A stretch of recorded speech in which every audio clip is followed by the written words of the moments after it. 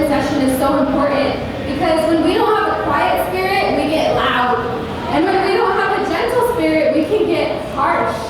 And so I couldn't help but think of a woman that I can relate all too well to in the Bible, and her name is Martha. And so we're going to start reading in verse 38.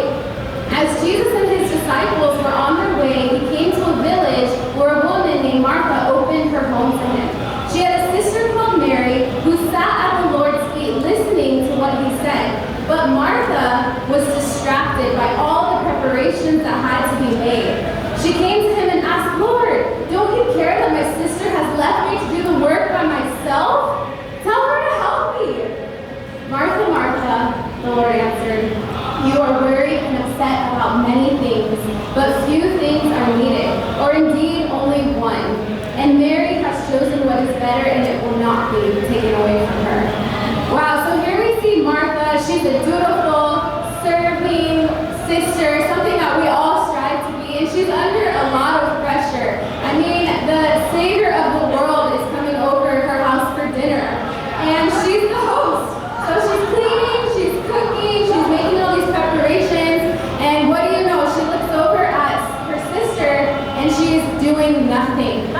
And so she goes to Jesus in an attempt to kind of get Jesus on her side, like, "Jesus, aren't you going to do something?"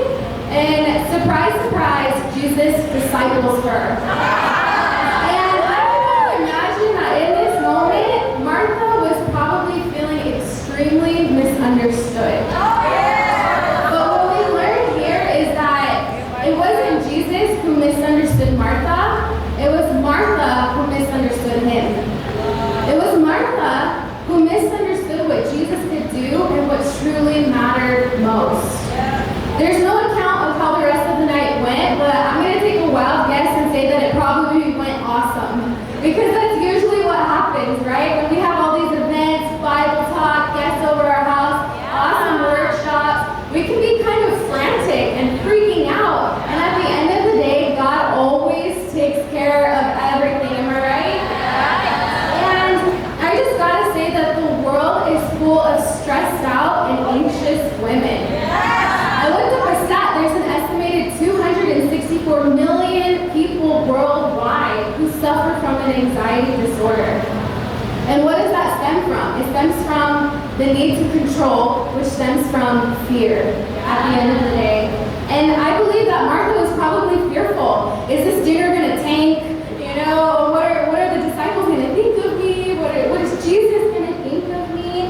And so I believe that we have a huge opportunity to be holy in the way that we carry ourselves as women. Rather than being frantic and distressed, we have the chance to be resolved and at peace, and to show other women how to deeply trust God. And too often, I know I'm speaking on my own behalf, that I can get caught up in the preparations for events to be fruitful rather than actually being fruitful. Or the logistics of how things will happen and all the details, that I can miss the bigger picture. And I have to be very careful not to think that people will only become disciples based off how awesome our event is, or how great the singing is, or how great the decorations are. I have to remember personally that at the end of the day, a woman is going to change because Jesus is going to be the one that changed her, not my awesome layout of food on the table. And Jesus described Martha as distracted. She was distracted with what she was doing and not focused on who she was doing it for. One psalm that I really love is Psalm 46. God is described as an ever-present help in times of trouble. And that same word help is derives from the word that's used to describe the very reason why God created women in the first place, to be a suitable helper. And I think that's so incredible that very nature of who God is, when we're in trouble and we cry out to God and He comes to help us, God has reserved that quality for us as women, to be that for our ministries, to be that for our husbands, our co-leaders, whoever it is that you're surrounded by. God has allowed us to be that help in our ministry. But when we're anxious and not trusting in God, it's really hard to be helpful. And so I have a 3P challenge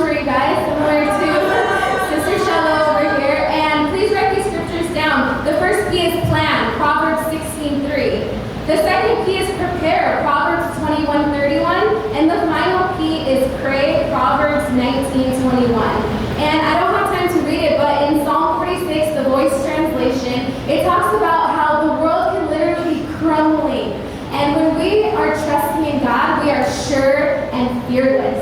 And so when we have that heart, sisters, there's no doubt that we're going to be fruitful in 2020 because we're going to be a light to all of the women in the world, that we can have this gentle and quiet spirit when we are close to our Maker and when we truly trust in what He's doing in our lives. So I love you guys so much, and thank you.